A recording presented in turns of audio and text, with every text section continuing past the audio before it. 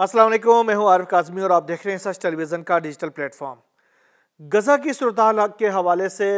फ़लस्तीन की ओवरऑल सूरत-ए-हाल के हवाले से अब बाकायदा तौर पर बिल्ली थैले से बाहर आ गई है। यानी हम इज़राइल के ऊपर ये इल्ज़ाम आयद कर रहे थे कि इस तमाम तर रीजन को डिस्टेबलाइज़ करने में इज़राइल का हाथ है, लेकिन अब बिल्ली नहीं बिल्ला जो है वो थैले से बाहर आ चुका है और उसने अपने अज़ाइम को वाज़ेह करके दुनिया के सामने पेश कर दिए हैं। अमेरिका ने वाज़ेह कर दिया है कि फ़लस्तीन की रियासत किसी सूरत नहीं बन सकती और फ़लस्तीन की रियासत का ख्वाब देखने वाले गलत ख्वाब देख रहे हैं। इससे खित्ते के अंदर मसाइल मज़ीद ख़राब हो जाएंगे। ये मार्को रूबियो हैं जो कि अमेरिका के वज़ीर ख़ारजा हैं, जो कि ट्रंप को चलाने के पीछे उसका हाथ है। ट्रंप के साथ जो गलतियां ट्रंप जो वार क्राइम्स कर रहा दुनिया के अंदर, उसके पीछे ये मार्को रूबियो का बहुत बड़ा हाथ है। बल्कि अभी गुज़श्ता दिनों आपने देखा होगा कि कैरिबियन में ख़ासतौर पर वेनेज़ुएला के सदर ने भी ट्रंप को मुखातिब करके कहा था कि ये जो मार्को रूबियो है तुम्हें मरवाएगा, ये तुम्हारे हाथ खून से रंगना चाहता है। अब ये क्लियर हो गया कि इज़राइल जो है वो अमेरिका की सिर्फ प्रॉक्सी के तौर पर काम कर रहा। अमेरिका तमाम तर इस रीजन को डिस्टेबलाइज करने के पीछे अमेरिका का हाथ है और इज़राइल वो कुछ कर रहा है जो अमेरिका चाहता है, वो कुछ जुल्म कर रहा है जो अमेरिका चाहता है। अभी मार्को रूबियो ने उन तमाम ममालिक को जो फ़लस्तीन को बतौर रियासत तस्लीम करने का ऐलान कर चुके थे, उनको उन्होंने वार्निंग दी है, उन्होंने ख़बरदार किया है कि इस तरह आप लोगों ने सोचना भी नहीं है कि फ़लस्तीन को आप अलग से रियासत बनाएंगे। अगर उन्होंने ये धमकी दी है कि अगर आपने ये फैसला कर लिया इस रियासत को तस्लीम करने का, तो इससे उस इलाके के अंदर हालात बहुत ख़राब हो जाएंगे, सूरत हाल बहुत गंभीर हो जाएगी और इज़राइल जो है वो मगरबी किनारे को अपना हिस्सा बनाने का ऐलान कर देगा और उसकी तरह यह सूरत हाल और ज़्यादा ख़राब हो सकती है। ऐसा करने से गज़ा में जंगबंदी का जो मकसद है वो हासिल करना मुश्किल हो जाएगा और गज़ा में जारी कार्रवाइयों में भी इजाफा हो जाएगा। ये उसने डराने की कोशिश की है। मार्को रूबियो ने इन तमाम ममालिक को, चाहे इसमें फ्रांस हो, चाहे जर्मनी हो, चाहे बरतानिया हो, ब्रसल्स ने, बेल्जियम ने इसका ऐलान किया था, स्पेन ने ऐलान किया था। ये तमाम ममालिक अभी अक़वाम मुत्तहिदा की जनरल असम्बली के इजलास के दौरान बाकायदा तौर पर फ़लस्तीन को बतौर रियासत तस्लीम करने का ऐलान कर चुके हैं। लेकिन इससे पहले अब मार्को रूबियो ने उनको ख़बरदार करके अपने उस अज़म का, उस इरादे का, उस मंसूबे का और उस साजिश का और उस तमाम तर जो साजिश उसने रची हुई है, बनाई हुई है मशरिक़ वस्ता के सूरत हाल के हवाले से, उसका बाकायदा तौर पर अब ऐलान कर दिया है। अब ये वाज़ेह हो गया कि इज़राइल एक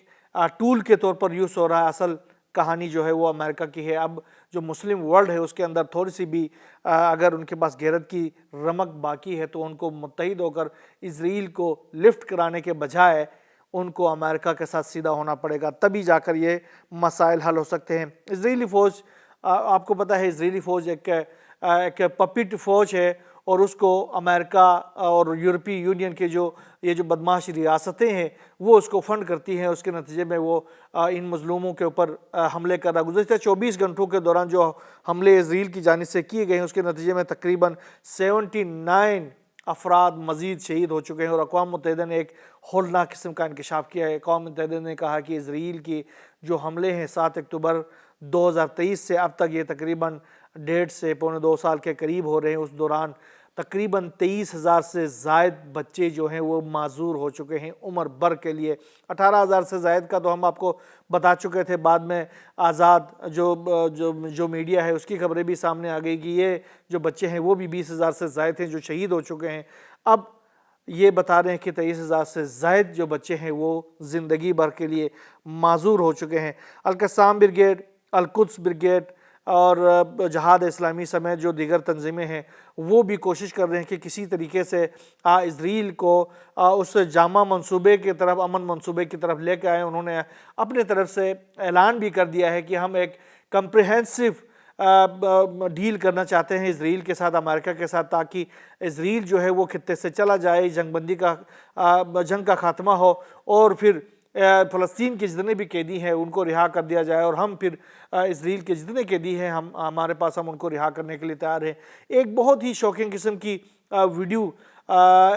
फ़लस्तीन से, गज़ा से सामने आई है जिसमें एक छोटा बच्चा दुनिया को ये फरियाद करता हुआ दिखाई दे रहा है, ये अपील करता हुआ दिखाई दे रहा है, ये मुतालिबा करता हुआ दिखाई दे रहा है रोते हुए कि वो कहता है कि آپ کو نظر نہیں آ رہا کہ ہم کیسے زندہ رہ سکتے ہیں؟ یہ ہماری جو بھوک ہے اس کی شدت میں مسلسل اضافہ ہوتا جا رہا ہے، اور اب ہم مٹی کھانے کے کھا کے زندہ ہے، اور وہ باقاعدہ طور پر مٹی اٹھا کے کھاتا ہے اور کھاتے ہوئے دکھا دیتا ہے، یہ دیکھیں ہم یہ مٹی کھا کے زندہ ہے۔ اور حماس نے بھی یہ جو اسرائیل کا جو امریکہ کا جو پلان ہے، جو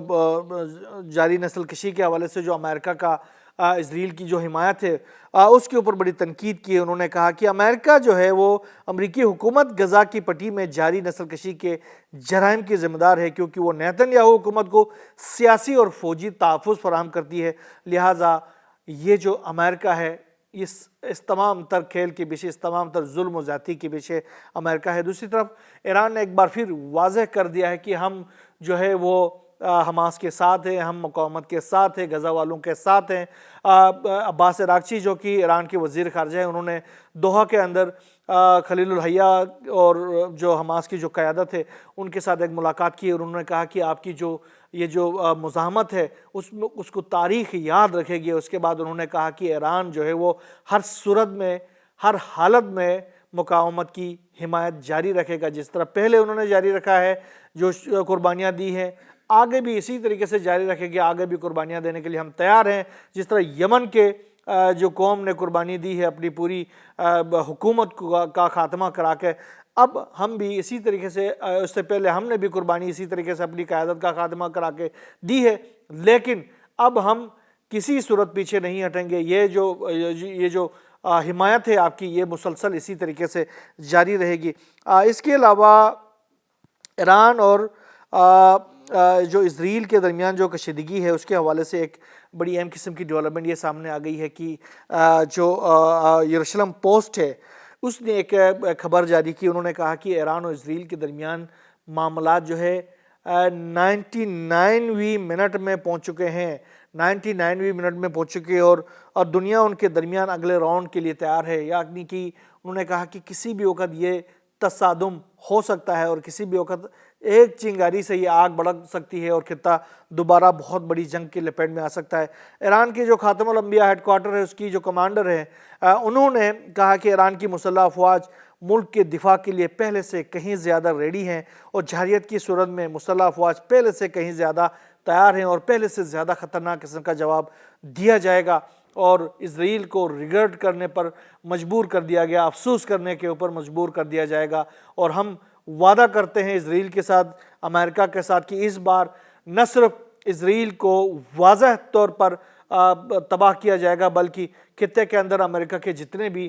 بیسز ہیں ان کو بھی تباہ کر دیا جائے گا۔ اس کے ساتھ ساتھ آئیے یہ جو مسلسل مطالبہ کر رہا ہے ایران کے ساتھ کہ وہ ایران جو ہے وہ اپنے ایٹمی تنصیبات پر ان کو ایکسس دے دیں، لیکن اس حوالے سے اب IAEA نے ایک انکشاف بھی کیا ہے کہ اگست میں عالمی جوہری جو ایٹمی توانائی ایجنسی کے کچھ آفیشلز تھے، 2 معائنہ کار تھے جو باقاعدہ جاسوسی کرتے ہوئے پکڑے گئے تھے، اور ایران نے ان کو جاسوسی کرتے ہوئے رنگے ہاتھوں پکڑا اور ان کو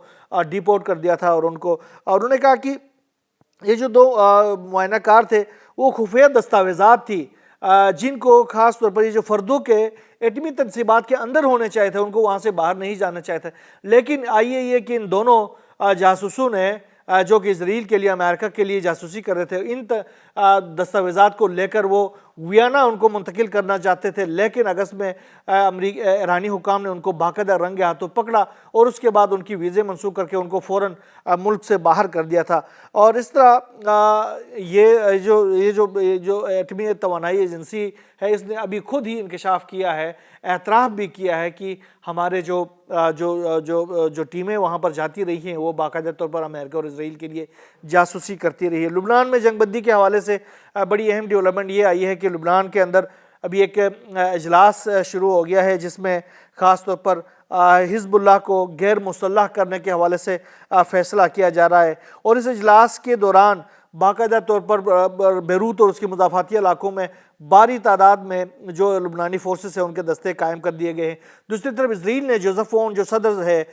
لبنان کے، اس کو یہ دھمکی دی ہے کہ اگر لبنان نے حزب اللہ کو غیر مسلح نہیں کیا تو اسرائیل لبنان کے 120 مقامات کے اوپر حملہ کر دے گا۔ اب دیکھتے ہیں اس کے بعد سے، اس دھمکی کے بعد سے انہوں نے آج جو ہے وہ باقاعدہ طور پر اپنا اجلاس طلب کر لیا ہے اور حزب اللہ کو غیر مسلح کرنے کے حوالے سے پورے لبنان کے اندر فورسز بھی تعینات کر دی ہیں، لیکن لبنان نے کلیئر کر دیا ہے کہ ہم غیر مسلح ہونے کے لیے تیار نہیں ہیں۔ اگر جوزف اون یا نواب سلام نے مل کر اس طرح کی کوئی حرکت کی تو لبنان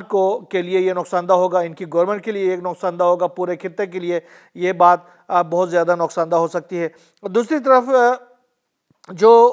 اسرائیل نے اپنے جو ڈیمونا کا جو ری ایکٹر ہے اس کے حوالے سے کہا جا رہا تھا کہ کافی عرصے سے یہ بند پڑا ہوا ہے، وہاں پر ایٹمی سرگرمیاں نہیں ہو رہی ہیں کیونکہ یمن مسلسل اس علاقے کے اوپر حملے کر رہا ہے۔ تو اس حوالے سے ابھی یہ اطلاعات آئی ہیں کہ ڈیمونا کے جو انفراسٹرکچر ہے اس کو مسلسل بڑھا رہا ہے، اس کو بہت تیزی کے ساتھ اس میں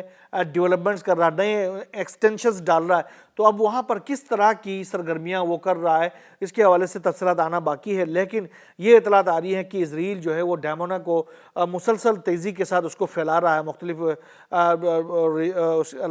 اسی علاقے کے اندر اس کی سرگرمیاں بہت تیزی کے ساتھ بڑھاتا جا رہا ہے اور اس کے ایکسٹینشنز ڈالتا جا رہا ہے۔ تو آگے آنے والے دنوں میں اس حوالے سے بھی یہ کیا کر رہا ہے، کیوں کر رہا ہے اور اس کی کیا مقاصد ہے، یہ بھی آگے آنے والے دنوں میں سامنے آتے جائیں گے، تو انشاءاللہ ہم آپ سے شیئر کریں گے۔ ایک بڑی خبر شام سے آ رہی ہے جہاں پر حلب کے جو ایئرپورٹ کی طرف جانے والی شاہراہ کے اوپر امریکی بمبار طیاروں نے، امریکی ڈرونز نے ایک کار کو نشانہ بنایا ہے اور شامی ذرائع نے کہا کہ اس میں ایک اہم شخصیت موجود تھی جس کو نشانہ بنایا گیا۔ کار مکمل طور پر تباہ ہو گئی ہے، لیکن یہ شخصیت کون ہے اس کے حوالے سے ابھی تفصیلات سامنے نہیں آئی ہے، لیکن یہ ایک بہت بڑی کارروائی ہے اور یہ کارروائی امریکہ نے کی ہے۔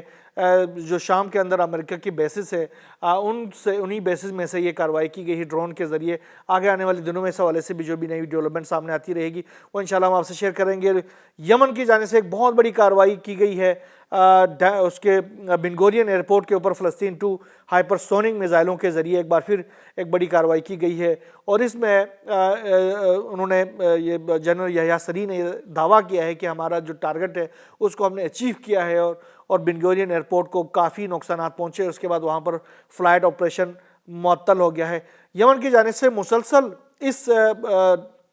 ایئرپورٹ کو نشانہ بنانے کی وجہ میں آپ کو بتا چکا ہوں کہ وہاں پر امریکہ سے اور یورپی یونین سے مسلسل فلائٹس آ رہی ہوتی ہیں، کارگو طیارے آ رہے ہوتے ہیں اور اس میں ان کو اسلحہ پہنچایا جاتا ہے اور یمن کی جانب سے اس ایئرپورٹ کو بار بار نشانہ بنا کر ان فلائٹس کو ڈائیورٹ کیا جاتا ہے، ان فلائٹس کی آپریشن کو معطل کر کے اس میں تاخیر لائی جاتی ہے اور پھر یہ دیکھا جاتا ہے کہ یہ جو فلائٹس ہیں یہاں سے اگر نکلتے تو وہ کہاں پہنچتے ہیں، پھر اپنے یمن کی جانب سے اپنے میزائلوں کا رخ پھر انہی علاقوں کی طرف بھی کیا جاتا ہے، جیسے حیفا ہے، اشدود ہے، ان کی طرف۔ ابھی اشدود کی طرف جانے والی ایک برٹش کمپنی کی ایک جہاز کو، سمندری جہاز کو بھی نشانہ بنایا ہے یمن کی حوثی ملیشیا کی جانب سے اور اس کو نقصان پہنچا ہے اور تباہ ہو گئی ہے یہ جہاز بھی، اور اس کے حوالے سے بھی آگے آنے والے دنوں میں اس میں کس حد تک نقصان پہنچا ہے، بہت بڑی کارروائی ہے۔ بہرحال آپ کو شیئر کرتے رہیں گے۔ یہاں بس نہیں، اللہ حافظ۔